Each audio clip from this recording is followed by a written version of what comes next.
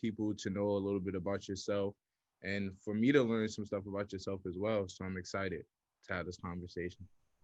Yes, me too. Thank you for the chance to be here and to share and talk about local politics, disrupting Harlem, and making a better world ultimately. Yes, yes. Local politics are definitely important. So let's just get straight into it. Can you tell us a little bit about yourself? Yeah, sure. So my name is Kristin Richardson Jordan. I sometimes go by KRJ or Kristen for Harlem.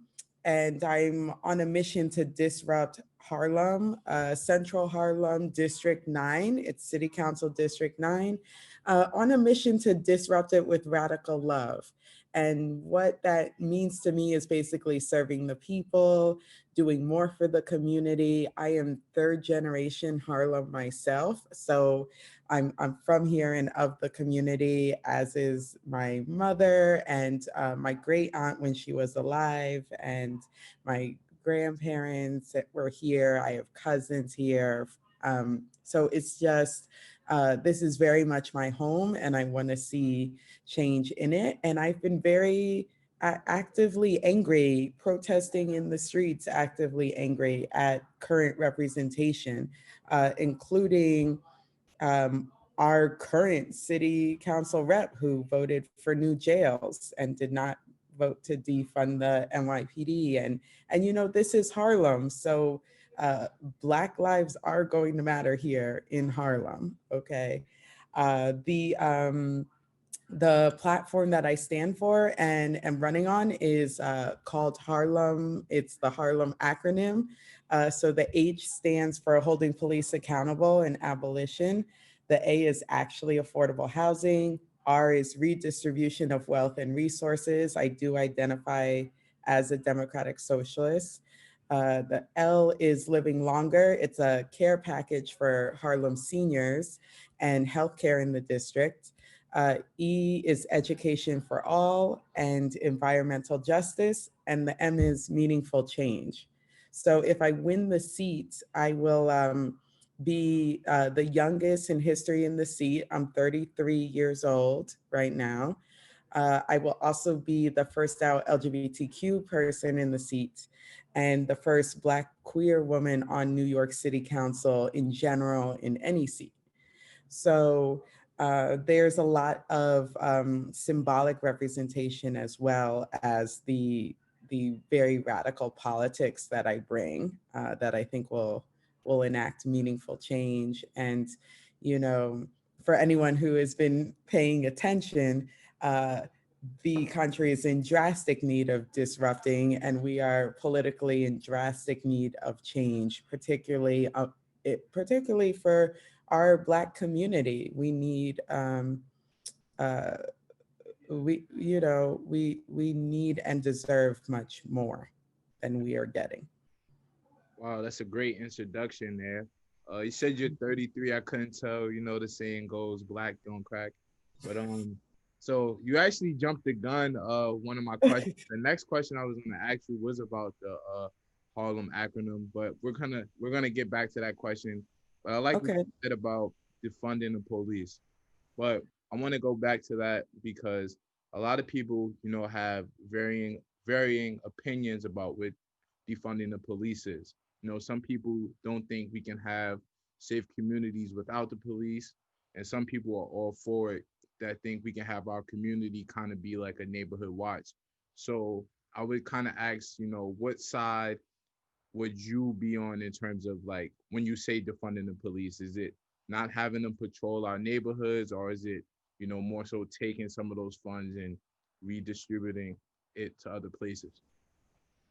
Yeah, it's a really good question, especially because defunding has become somewhat popular. So now even people who are politically moderate are saying defunding, but not in a call to abolition. They're saying it more in a call of readjusting some of the money. So just to be perfectly clear, I think the ideal NYPD budget is zero, Right. $0. And I am full abolitionist. I have it in my platform. The H is holding police accountable and abolition, because I do see abolition as the ultimate goal, in terms of the world we want to be in. So I do believe in and think it's possible to have a world without cops and a world without jails. I think part of how we get there is a divest invest model. So I think that's where we get to where we are right now, where it's how do we defund from NYPD and instead invest in alternatives to policing and incarceration, invest in restorative justice models, invest also just in the community infrastructure in general. The wealthiest, safest neighborhoods have the fewest cops. So I really challenge this idea that somehow to be safe we need cops. I fundamentally challenge that notion. The truth of the matter is, when we have real social safety nets in place and we are addressing the true sources of harm and inequality, then we actually de-escalate violence across the board. We actually move towards a non-violent world. And so that's what I advocate for first and foremost, is a non-violent world where we are addressing and de-escalating and decarcerating, because it's not nonviolent just in terms of the streets, it's nonviolent in terms of the violence of the state. The most atrocious acts of violence have been from the state. So I am full on abolitionist. And so when I say defund, I mean that as a step on the road towards abolition and ultimate, abolishment of the police. Okay, yes. So another question was, we both live in Harlem, so we can see what's going on out here. There's been a lot of violence this summer, unfortunately. So do you feel with, possibly a zero budget police that would, lower some of the crime lower some of the crime that's going on in our community? Basically, I'm asking, like, what steps would you put forth to help lower some of the crime that's going on in Harlem? Yeah, no, I definitely hear you in terms of some of the violence. I, I'm gonna I'm gonna stray away from necessarily calling and labeling things crime, because I think when we get into that space, then at least in my mind, then we have to talk about ways of decriminalizing some of these things that are quote crimes, but really just related to being in poverty, right? Because a whole lot of the policing of our community has to do with things that are frankly not violent and have been the criminalization of the community. You know, there's a national stat that I believe it's about 95% of those who are incarcerated for nonviolent offenses. So we're actually talking about at least what I believe you're referencing is like what we're actually talking about are the small percentage of violent offenses that folks feel like right now the only system we've set up to address that is policing.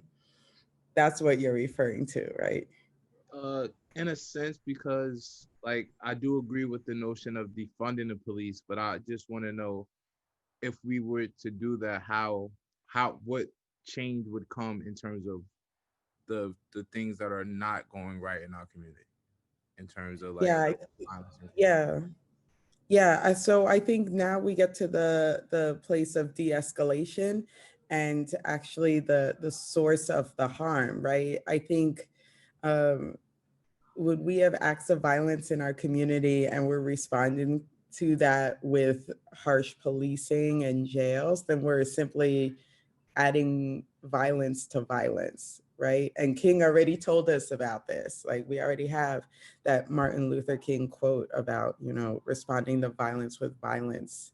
We're adding darkness to a night already devoid of stars.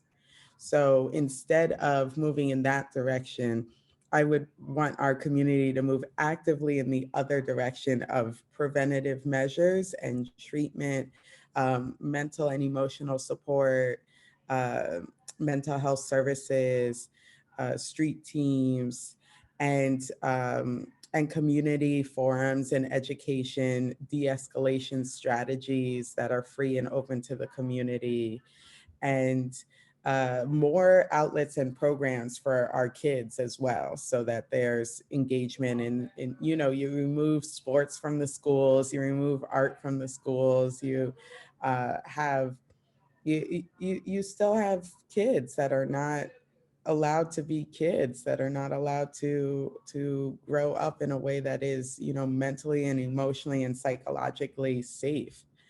And I think once we work to build that, that de-escalates the violence across the board. Yes, I definitely agree with that. A lot of those points definitely about, you know, having the programs in place for the children and things like that. A lot of them have been Yeah, taken and away, and it's unfortunate. yeah, yeah, absolutely. And it's a money matter, you know, it's following the dollars. The city doesn't want to invest in these things. We constantly get pushback every time we talk about investing in something new. And we also have the reverse, where social services are so often and continuously cut. And at some point, we have to understand the heart of the matter, which is that if we don't start investing in things like that and actively investing in people and communities, then we're going to see more of the same. And so instead of it being an investment in police, let's have an investment in community and prevent the harm before it happens, you know? Totally agree.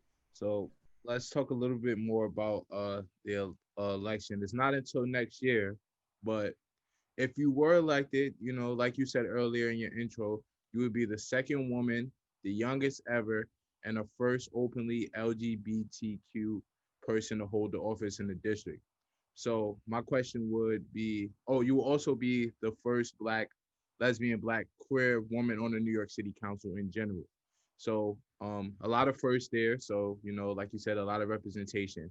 So my question would be, do you feel any pressure knowing that you'll be the first to represent so many groups in our city's history? Yeah, definitely. Definitely.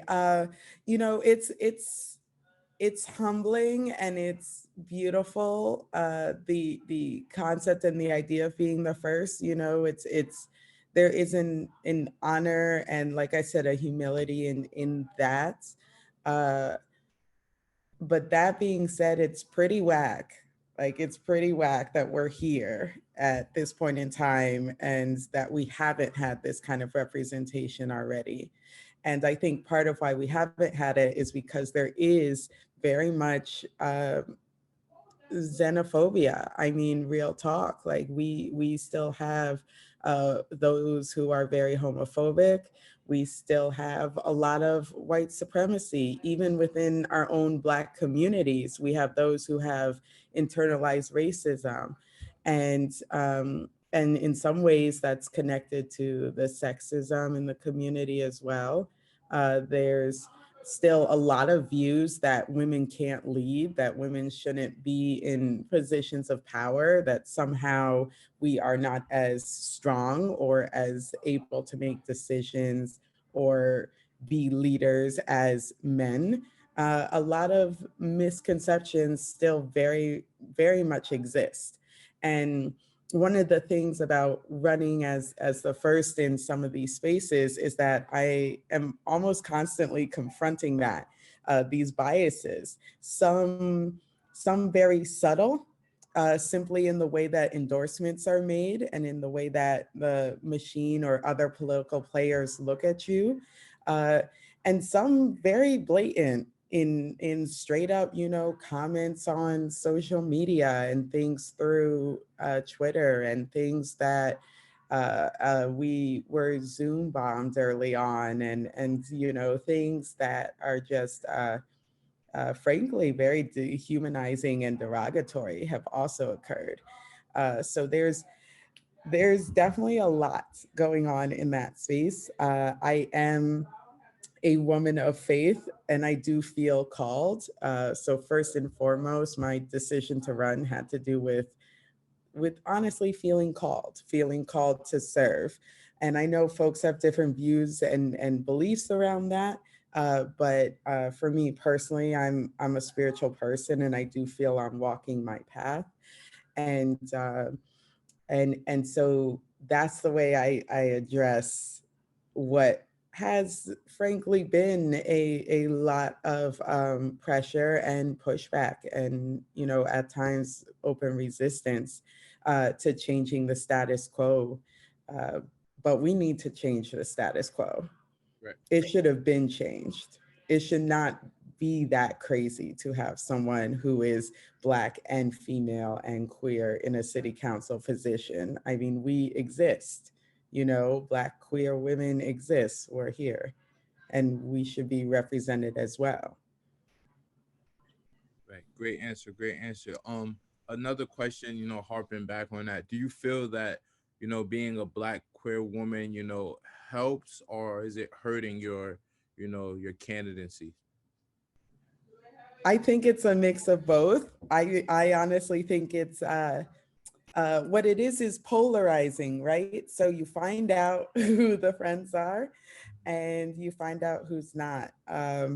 And one of the things that I love about my campaign, and I frankly couldn't do it any other way because I'm not a trained politician. I'm not, someone who's been part of the machine. I'm not an appointee on the community board. I'm not someone who pays some expensive dues to some Democratic club. Like, I am very much a community member and an organizer and an activist, and not a part of the machine. And so one of the things that I've done is just be very open and out there with who I am, like what my identity is, what my sexuality is, what my beliefs are, what my politics is. I'm very, like, you get what you get. I'm the same Black, queer, democratic, socialist, abolitionist woman in every space, you know?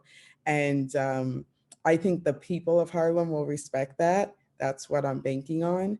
And uh, I think that while my identity may hurt me in some spaces, I think it helps me in others. And I think overall, the authenticity of just, being who you are in a space of politics where people are so often wearing a mask and playing games and pretending not to be who they are, I think that will ultimately prevail. I think people want to vote for real people, and people want to vote for someone who is different and represents something different. And I think people want to vote for change across the board, not just in symbolic representation, which is important, but meaningful change across the board. So someone who is Black, queer, and female, and also very much a feminist um, and a Black liberationist, and very much for all of those things, not just in identity, but in the actual mission and vision and politics, the actual policies that we want to see. Right, definitely. I think, like you said, most people, there are still some people who are, against certain genders or certain, ethnicities and sexual orientations. But I think most people just want someone who can represent people and make a change. So, you know, hopefully we'll see more of that moving forward. And then, you're running for Harlem's District Council 9, but it's not up until 2021. So why have you chosen to start campaigning so early? And do you think that gives you an advantage going into the future election? Oh, yes. I definitely think starting early has given me an advantage. I think the truth of the matter is that if we want to build grassroots movements, we need to start early, because if the notion is for it to be grassroots, then that means there has to be a tremendous amount of direct voter contact. And you're not going to get that overnight. You have to talk to someone who talks to someone. I go out on the streets regularly, multiple days of the week, trying to uh, just let the community know, right? Listen, it's one thing if you're a seasoned politician or you're part of a machine, some kind of democratic machine, then maybe you don't start early because you have some people in high places who are going to do their thing for you. But if you're truly about a grassroots campaign that is going to like move voters, big picture, you have to start soon, because how are you going to have time to reach all those voters? You're not, right? So part of it for me has been, yes, starting early so that I can have that time to really get all the voters. Or I mean, okay, I understand, I'm not going to get to like hundreds of thousands of voters necessarily personally, but where I can have that time to get to as many voters as possible, as many people in my community as possible, talk to as many groups and folks as possible, uh, and not necessarily just do the traditional thing where you talk to those who are already, powerful and plugged in and wealthy and what have you, but to actually stand on a street corner and talk to people who walk by, go down the block and talk to your neighbors. Like, that's the work that I and my team have been doing. And I think it's going to give us all the advantage. I really do. Because I think that's the kind of politics that we need.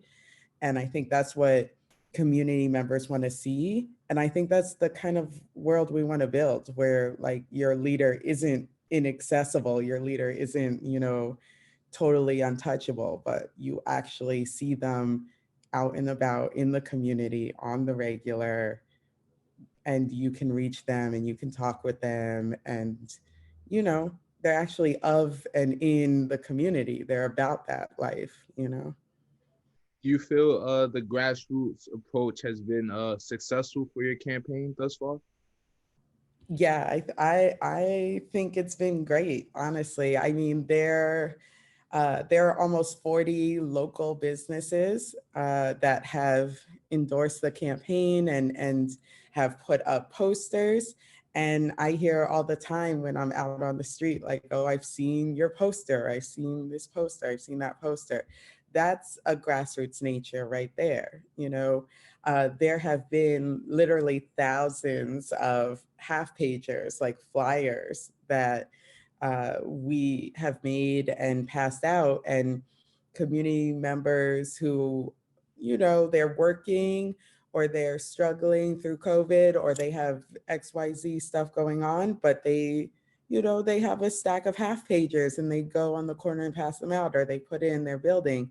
I think it's already been wildly successful in that I can now stand on the streets and pass out literature and talk to voters, and quite often run into someone who has seen a flyer. Maybe we haven't personally met before, but they have seen a flyer or seen a poster, or they heard from a friend, or they saw it on social media. I think all of that has been due to the grassroots nature of the campaign. And something I have said, and I'm going to keep saying it, is that change is not one person. It's never, ever one person. And we may see it as one person because perhaps that person is the candidate and that person is sort of the political head. But change has always been the collective. It's always been many, many people doing their part, doing something to make it happen. Right, right, definitely. I think that approach definitely will work and leave a good impression on people. So I think about 2 days ago you held a march in Harlem for safer schools to decolonize. Did I say that word right? The Uh, NYPD. I actually think I heard you guys pass by my building. I'm not sure though. But That's awesome. how do you feel those two things are important, and what change do you think that will bring to our community? So the first is, I have to be perfectly honest and correct that that was more UFT some teachers that organized that, along with some community activists, and I was invited to speak. I have definitely organized actions. Just last Saturday, we had a Black Lives Matter in Harlem march, and that was totally me and my team. It was, a Kristin for Harlem effort. But I just want to acknowledge that the one from 2 days ago, uh, what was certainly in support, but was not actually organized by me personally. So I want to give credit to more U of T where it's due. That being said, uh, what was the larger question? I was saying because I know it was for safer schools and to Safer schools. colonize the NYPD. I was kind of asking, why do you feel those two things, are important, and what change will they bring towards our community? Oh, okay. Yes. So it was for safer schools and also to decolonize DOE. So, I mean, we could also talk about decolonizing NYPD, but the DOE, the Department of Education, and schools in general, the larger call was to make for safer schools, right? So we were talking about wanting safe schools right now in the context of COVID and not pushing to open up the schools when frankly it's unsafe. And when that sort of greed and intent to open up is quite frankly been motivated mostly by capitalism and by this need to, oh, we want to get the economy going again, sort of not even sort of, at the expense of our kids and our teachers and our community members, which is not acceptable. People come first, right? So the call was to take our time and make sure there is a plan and push for safer schools. That being said, while we're talking about creating safe schools in this place of COVID, we also need to talk about just safe schools in general and decolonizing the way education is taught and the way the schools are set up in general, because we see it. We see how there are schools with more and schools with less, and Black and Brown students are in the schools with less, and the white students are in schools with more. Generally, I understand there are exceptions, including myself. I went to a private school, and there are exceptions on both sides, but we absolutely have a color line in our two-tier education system. That is not by mistake, that is by design and very intentional, and has disempowered our communities for a long time. What we learn in school has also by design been incredibly disempowering. I mean, to be in Central Harlem and have students that are not learning about the super powerful, beautiful Black history and legacy of Harlem, it's very disturbing. It's very disturbing that we're not seeing more of that and intentionally investing in that as a city. I don't mean individual teachers who I know go above and beyond, because I, until running for office, was a teacher and I know other teachers, and I know we put it in there because we know we need to. But I'm not talking about that. I'm talking about the city's investment purposefully in Black and Brown kids and investment in Black studies education for our youth, and local education for our youth. The city putting the intention and the money to decolonize the space. Okay, definitely. And so kind of my next question would be, back in 2017, I saw there was a piece written about District 9 being like a fierce, a fierce race for it, but yet the voters didn't care. Like a lot of people didn't come out to vote. And I know a lot of young people today feel like their vote may not matter or they don't want to vote. So my question to you is, how do you plan on bringing everyone out, especially the people, our guests, and the age range of like 18 to 26 who may feel like they don't want to vote? How can you bring them out to the polls? Or how do you plan on bringing them out to the polls? Yeah, no, that's real. That's very real. I think, people say young folks don't want to vote, and I I I guess statistically, factually, we've seen truth in that. But my real belief is that uh, people don't vote unless they're inspired with someone to vote for, right?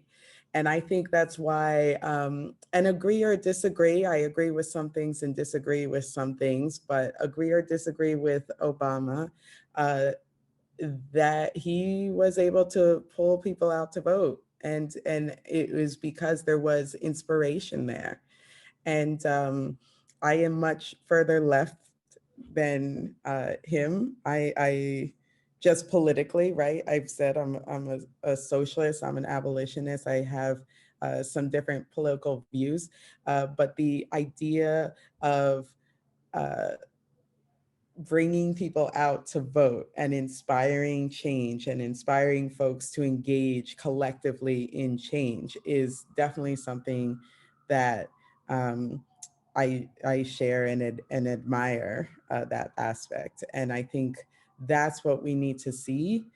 And I think the plan for how to do it has a lot to do with the grassroots movement that has already been building. I think it's like it's like how to get the community invested in a campaign for change, right? So not just vote, because this is what politicians typically do. Oh, vote for me, vote for me, vote for not just vote. How can we make the community better? And what skill set, what piece of the pie do you have to come help out, right? Are you really good with policy details? Great. Please do vote for me, but also please come join my policy team. We are crafting things around the Harlem acronym that hopefully when I get in office, we could actually implement. Are you an artist? Okay, great. Like, please do come out and vote for me. But also, we're doing a weekly street team where we're trying to do chalk art on the streets. Do you want to come and help do some chalk art? Are you able to help design a flyer? Are you very good with people? Then that's great. Like, again, please do come vote for me. But also, can you come be on the street corners and actually network with the people? That is an absolute skill, to be able to approach someone who is a stranger, but also your neighbor, and just have that larger conversation around love for the community and what we're trying to build. So I think that in terms of plan, that's my plan. That's my plan, is to try to invest in the community and then have community invest in a movement for change, because like I said, it's never just about one person. And I think that's what we've seen in the past, and that's probably why voters have not been so tuned in, because they're like, well, you're just talking about yourself, so you know like, you're not talking about something for Harlem, you're just talking about you and how you're great. Like, that's just about you. So I think voters want to see very real, very authentic people, who are, like I said, like actually about it, actually about the movement, actually about that. Right. Great. And Slee, why should we vote for you in the 2021 election for District Council City 9 of Harlem? Well, you should vote for me because I believe that I can bring meaningful change, not through just what I personally represent and the knowledge that I personally have, but through a truly collaborative leadership style that has the community invest in in radical love, in something that looks and feels and sounds like love and change, and less less of our typical politics. If you're looking for something truly different, then vote for Kristin Richardson Jordan, KRJ, Kristin for Harlem, and disrupt the district with radical love. Great. Thank you for interviewing with Diamond Cut LLC. We greatly appreciate it. I feel like our viewers will learn more about District 9 and about yourself.